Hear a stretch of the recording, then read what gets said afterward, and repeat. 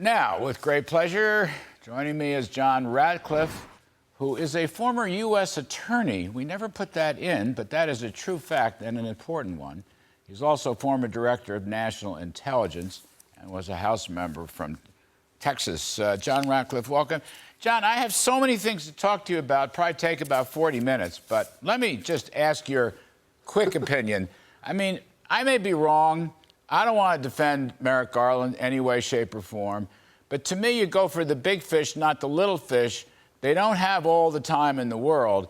And therefore, I would go after Joe Biden because I think impeachment is the only way Biden could be brought to justice if the charges alleged turn out to be true. What do you think about this impeachment story? Biden or Garland?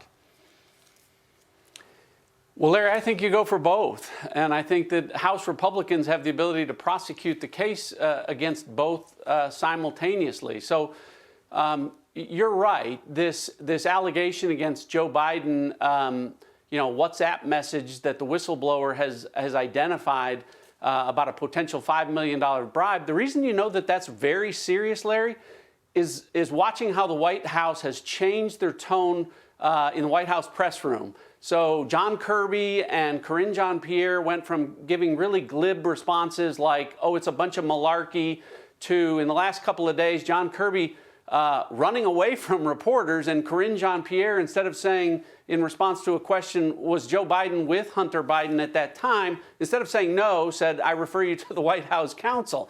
So, things have changed, and I think that underscores the seriousness of it. But I also think that with regard to Merrick Garland, honestly, Larry, I don't know that it would ever come to an impeachment. Look, the whistleblower in this case, every time Merrick Garland has denied that he has interfered, the whistleblower has come forward with receipts, has come forward with real-time emails that corroborate what he's saying, and other witnesses that were there and corroborate what he's saying. And so really what House Republicans need to do is systematically prosecute this case. Do things like interview, did Assistant U.S. Attorney Leslie Wolf really say, we're not going to ask any questions about whether, about the Joe Biden being the big guy or a relationship between Joe Biden and Hunter Biden. There'll be a paper trail if Hunter Biden's lawyers were tipped off about a search warrant. And if there really was an attempt to bring felony indictments against Hunter Biden that were not ultimately brought, there's going to be a paper trail about that. And I think, Larry, that if that proves to be true, I don't think there'll be an impeachment trial against Merrick Garland. I think in the face of that, if it's corroborated, he'll resign, or Joe Biden will fire his wingman and let him be the fall guy for this. Sure, he'll throw him under the bus. That was what I was saying. I suggested that in the riff. He'll throw him under the bus. That's why I want to go for the big fish. Because, John, and again, I don't want to appear to defend Merrick Garland in any way, shape, or form, but in today's Biden world justice system, which is completely politicized and weaponized, the rule of law is not applied in a neutral fashion, okay? And therefore, if the allegations against Mr. Biden, Papa Biden, are proven to be correct, then the only justice that can be brought is through impeachment. It cannot be brought through the court system. And that was my thought. I've said this earlier in this episode, not today, but earlier in shows, and I still have that view. But your point is a good one. No, I agree with that. I think either the resignation or the impeachment, if it came to that, of Merrick Garland, would then really serve as the basis to pursue, move forward based on that evidence that has been prosecuted and developed to move against Joe Biden related to his business dealings and the corruption with respect to that. But the other part of this that you haven't commented on, Larry, is the impact when you talk about the weaponization. The impact that this can have on Merrick Garland's other cases vis-a-vis the special counsel. When you're weaponizing it to favor one political candidate and harm another political candidate, if all of this is proven to be true, special counsel Jack Smith is going to be in the unenviable position of saying, well, no, this time we really didn't target Donald Trump. This time he really is guilty of offenses. And I don't think he wants to be dealing with that, but I think that's the perception that many people have. And if House Republicans drilling down on this prove some of these weaponization claims, it's going to have that impact. And the other point that's worth noting here, Larry, that no one's really talked about, I'm really of the opinion that if, we talk about elections having consequences, I don't think if Kevin McCarthy and House Republicans are not in charge and are not levying potential contempt charges against the Attorney General and the FBI director, I don't think that Hunter Biden's indicted at all. I think that we may not like the indictments that were brought, but I don't think anything would have been done if House Republicans had not forced the Department of Justice's hand on this issue. So, elections do have consequences. I think Kevin McCarthy and House Republicans are doing an outstanding job in prosecuting the cases that the Department of Justice won't prosecute. Well, they are doing an outstanding job. By the way, the FBI, I mean, I didn't talk about Christopher Wray, but, he's another bad actor in this. Mr. Comer, Chairman Comer, got the FBI to cough up 1023 reports that the FBI denied ever having. And then, of course, as we know, it's almost a scam. Last week, they went up and gave him some more 1023s and a skiff, but the whole thing was redacted, despite the fact that it was unclassified. That's a whole different segment on the FBI. I mean, I don't want to let them escape.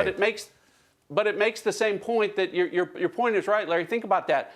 Think of the evidence that the House Republicans have brought forward in 5 months that the FBI and the Department of Justice didn't show the American people in 5 years. And that's the way to look at this. Well, in your interview, you said it with Trey Gowdy on Sunday evening in a great interview. It's really quite remarkable. 5 years, and Hunter Biden gets a sweetheart deal, a real nothing burger, okay? And in 7 months, under the Garland Justice Department and so forth and so on, they essentially indict Donald Trump for 400 years. I mean, basically, I've said all along, Biden said this the night of the midterms, John Ratcliffe, for heaven's sakes. He said he'd do anything, the government would do anything to prevent Trump from being president. And I just see this indictment as part of that. It's crazy. And I was going to add one other thing. This guy Smith is hanging his entire case on a document, John Ratcliffe, that no one has, and they can't find. And they have, I mean, it's nothing but hearsay. Let me ask you something else, though. We're covering the waterfront. As I say, we're going to sit down for about 50 minutes here. My producers will go nuts. But I want to ask you, again, as a former prosecutor, do you think, with respect to the Hunter Biden sweetheart deal and so forth, that the federal judge will accept this deal put together by the prosecutors and by Hunter Biden? Or do you think the judge, as you suggested in your interview with Trey Gowdy, which is such an important interview, that the judge will look around and take a look at the evidence that has been forthcoming since this deal was announced and say, wait a minute, we have more fish to fry here? I hope so, because, Larry, the judge is required to accept a plea to look at all of the defendant's conduct. And anyone in this country that has access to the Internet knows that that conduct includes felony possession of a firearm while using a controlled substance. That's a really serious felony. It carries a 10-year maximum a year penalty. And I'm not aware of any case that has resulted in a misdemeanor or diversion that Hunter Biden got. But that's even before you get into the fact that the very prosecutors that are going to say, Judge, we want you to accept this plea, are the prosecutors that the whistleblower is saying they've obstructed justice. They wouldn't let me ask questions. They wouldn't let us investigate these things that implicated Hunter Biden further for further crimes with his father. And I would be so disappointed if a federal judge accepted that. The problem is when that happens, Larry, there's only 2 sets of lawyers that are going to be in the room arguing for the judge to accept this plea agreement. One is going to be Hunter Biden's lawyers, and the other is going to be Merrick Garland's lawyers. Yeah. So really a lot is hanging on this federal judge being someone who respects the law for what it is and won't weaponize it and won't allow them to get away with it. I'll really be disappointed if the judge in this case accepts the plea. And we know that $5 million changed hands. We know that now. This whole WhatsApp issue, days. $5 million changed hands between a Chinese national who was involved in the Chinese Communist Party intelligence operations, passing it over to the Bidens, whatever accounts they may use of all these stupid LLCs that they put forward. You got wire transfers, you got money laundering, you got bribery, you've got influence peddling, and it's all coming from China. This is even before he gets to the bereavement part. So the judge will know this. He may not know the bereavement part, but he will know this all from the WhatsApp and the Treasury bank accounts. Absolutely. And, I think it's ironic that, when it comes to our national security, Joe Biden doesn't seem to be willing to stand up to China. But when it comes to a $5 million payment to Joe Biden, Inc., threats will be made, according to that WhatsApp message.